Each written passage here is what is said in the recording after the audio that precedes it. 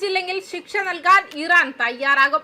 വെടിനിർത്തൽ കരാർ തകർന്നാൽ അതിന്റെ പൂർണ്ണ ഉത്തരവാദിത്തം അമേരിക്കയുടേതാണെന്ന് ഇറാൻ. സഖ്യകക്ഷിയെ നിയന്ത്രിക്കാൻ അമേരിക്കയ്ക്ക് ആകുന്നില്ലെങ്കിൽ സൈനിസ്റ്റ് ശത്രുക്കളെ ശിക്ഷിക്കുമെന്നും IRGC ഉദ്യോഗസ്ഥൻ മൊഹസൻ റസ എക്സിൽ കുറിച്ചു. ഞങ്ങൾ ഹിസ്ബുള്ളയ്ക്കൊപ്പം ശക്തമായി നിലകൊള്ളുന്നു. സൈനിസ്റ്റ് ശത്രുക്കളെ ഞങ്ങൾ ശിക്ഷിക്കും.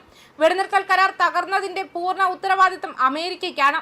സഖ്യകക്ഷിയെ നിയന്ത്രിക്കാൻ അമേരിക്കയ്ക്കാകുന്നില്ല. അമേരിക്കയുടെ വെടിനിർത്തൽ ലംഘനങ്ങൾ അനുവദിക്കില്ല എന്നും റസ എക്സിൽ കുറിച്ചു.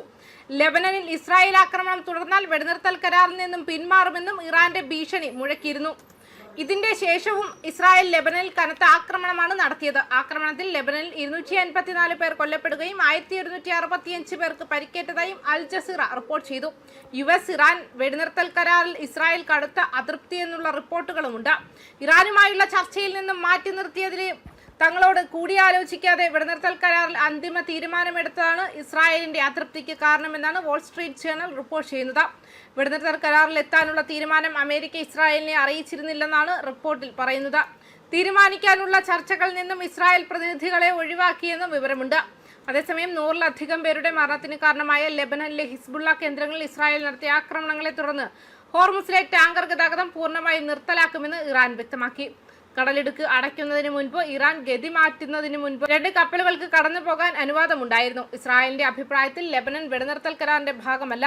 ഇറാൻ ഈ പ്രസ്താവനയെ എതിർത്തു. ഹിസ്ബുള്ളയെയും ഇറാൻ പിന്തുണയിലെ മറ്റ് സായുധ സേനയെയും ഇസ്രായേൽ ലക്ഷ്യമിടുന്നതുൾപ്പെടെയുള്ള ശത്രുത പൂർണ്ണമായും നിർത്തണമെന്ന് ടെഹ്റാൻ ആവശ്യപ്പെട്ടു. രാജ്യത്തുടനീളമുള്ള ആശുപത്രികൾ പരിക്കേറ്റവരെ കൊണ്ട് നിറഞ്ഞിരിക്കുകയാണെന്നും മെഡിക്കൽ സംവിധാനങ്ങൾ തകർച്ചയുടെ വക്കിലാണെന്നും ലെബനൻ ആരോഗ്യമന്ത്രി പറഞ്ഞു.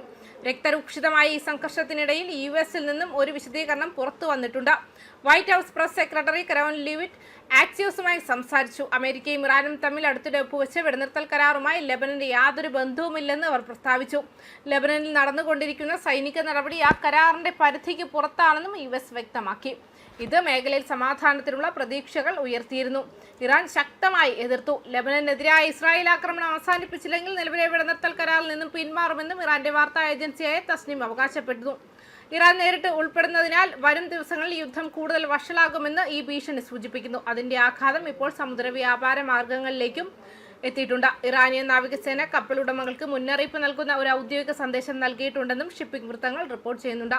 ബന്ധപ്പെട്ട കടൽ മാർഗങ്ങളിലൂടെ സഞ്ചരിക്കുന്ന എല്ലാ കപ്പലുകൾക്കും ഇനി ടെഹ്റാനിൽ നിന്നും അനുമതി ആവശ്യമാണെന്നും ഇറാൻ വ്യക്തമാക്കി. ഹോർമുസ് കടലിടുക്കിൽ അനുമതിയില്ലാതെ പ്രവേശിക്കുന്ന കപ്പലുകളെ ലക്ഷ്യം വെച്ചുള്ള ആക്രമണങ്ങൾ നടത്തുകയും നശിപ്പിക്കുകയും ചെയ്യുമെന്ന് സന്ദേശത്തിൽ പറഞ്ഞിരുന്നു. ഈ നീക്കം അന്താരാഷ്ട്ര കപ്പൽ ഗതാഗത പാതകൾക്ക് ഭീഷണിയായിട്ടുണ്ടെന്നും US ഇതുവരെ പ്രതികരിച്ചിട്ടില്ല. ന്യൂസ് ഡെസ്ക് കർമ്മ ന്യൂസ്.